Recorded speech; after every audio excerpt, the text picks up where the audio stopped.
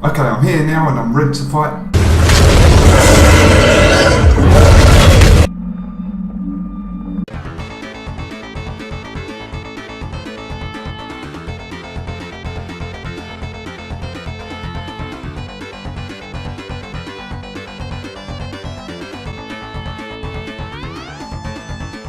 At first when I heard this game, I wasn't sure about it because most survival horrors what got released in the last 7 years have been bad, and a lot of them had lost their way.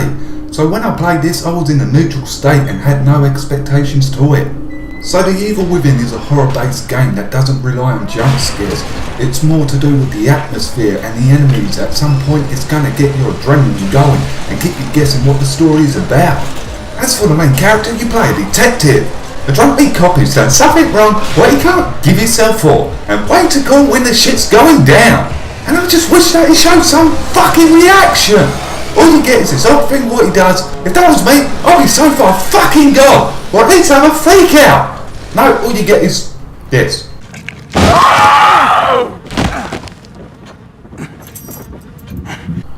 I'm going to try and do this without spoiling the story too much. For the story is about you get called out to a crime scene at a mental institution when you find a shitload of dead bodies and trying to find out what's going on when all this fucked up shit starts going down. I know, but that's really all I can give away.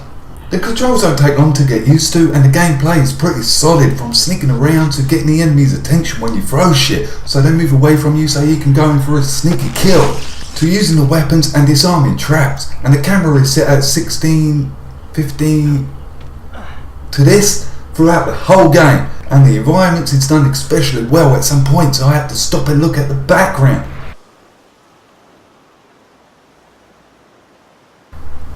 The game is set in chapters from start to finish to make this a cinematic feel to it, to the creative nightmarish creatures to fight, where they all use this aware system and they're just the normal ones. I was most impressed on the bosses. Some of them were way out there and left me speechless, and I like the way that most of them had a weakness for you to discover. How I miss bosses like this and be prepared to die a lot throughout this. I lost track on how many times I died. The game does run on an autosave system as well as a manual one, where you go to this mirror and it puts you into this like little sanctum type of place where you can save and upgrade your character with this green shit what you find throughout the campaign to improve his abilities in a weird way of an electric shock.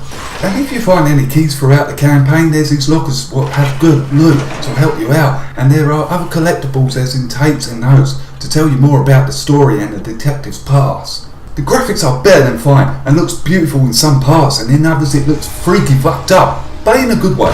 As we all know, the soundtrack to a horror game can make it or break it. Thank fuck that it's done extremely well, from the bosses to the levels to the creepy shit. For characters, there's no one really memorable, and they're all boring as shit. I forgot their names in about a second, so I came up with names of my own. The creepy nurse who doesn't have a personality and always speaks in one tone of voice. You should find this useful. The driver, who you never pay much attention to. Sorry, detectives. I know you're just coming up.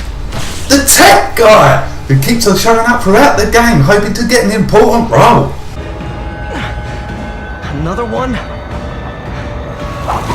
And the other cop, who knows more about what's going on and don't really explain what's going on. Right. And a doctor who loves his lab coat way too much, who I think works in the hospital. Oh, the hospice. And the best character in the whole entire game is the patient of the hospital, who seems to have more of a personality. Maybe I should help you. Should help you. Shit. And the person who plays way too much Assassin's Creed.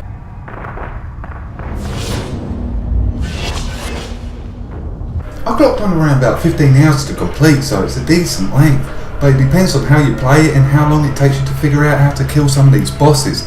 For the voice acting, it's alright. There's only one or two conversations where I thought the person should be more scared in this, or have more of a personality, or anything. For the bad points of this game, as we know each game has them, some of the cutscenes, the voice acting was way ahead of the lip sync, and it made it quite awkward at times, but this could have been my copy of the game, and sometimes the AI could act a bit stupid. Yeah, and now and again the disarming traps display just didn't work. And that shit just got me killed a few times, and sometimes I couldn't tell what was cutscene or gameplay, and then we get into some of these puzzles in the game. Some of them are just way too simple, and I'm wondering why they're even in the game. It's something that makes no sense to me, and don't get me wrong, there are good ones out there, but the answer is usually right in front of you, so keep an eye out for that. But the biggest thing that brought me out of the game a few times is when you're fighting a boss, or it could be a puzzle where you're going to die very often, is the fucking load screens! I'm not kidding! Every time when you die it brings you back to a load screen. It could be like about 5 seconds when you die, trying to find this boss's weak point, and then it kills you again and again and again, and in the meantime you're staring at a fucking load screen! Why? Sorry, I went on forever with that. And just one more small thing is when he says that I need a chainsaw in a certain part, and when you get it, you only use it on a chain. That was a big tease! And after chapter 5 I did not use a sneak mechanic anymore, because the enemies all knew I was there, or the game just wouldn't let me do it that way. That's when the game starts turning from a survival horror to an action horror, but that didn't bother me. And the things that I did like is how everything is inventive and how it kept you guessing on a story. And it did get my adrenaline going on more than a few occasions when I thought, that's it, the game couldn't bring anything new.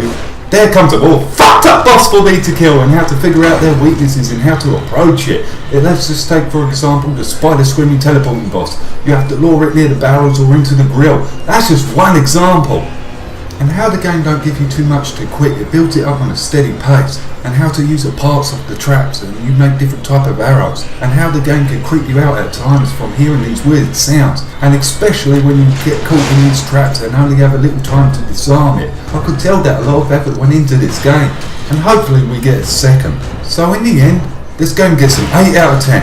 If the characters were more interesting and the main storyline made more sense, or I might not have just got it, it was a mindfuck, it could have got a 10 out of 10. If you like horror games, I strongly recommend it. So what would you rate this game? Leave it in the comments below. Until next game, I'm fucking off.